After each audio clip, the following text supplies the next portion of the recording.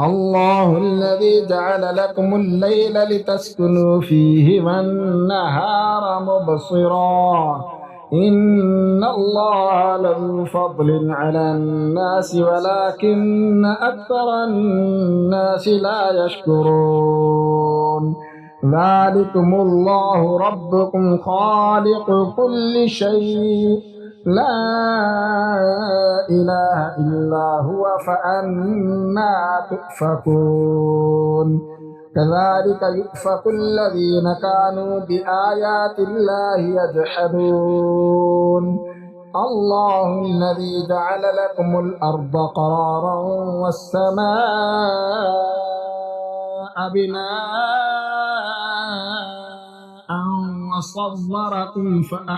وصوركم فأحسن صوركم ورزقكم من الطيبات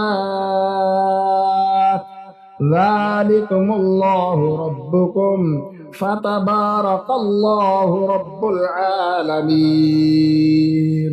هو الحي لا إله إلا هو فادعوه مخلصين له الدين الحمد لله رب العالمين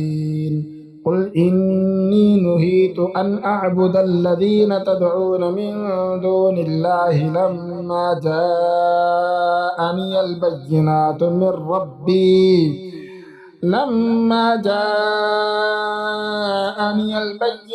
من ربي وأمرت أن أسلم لرب العالمين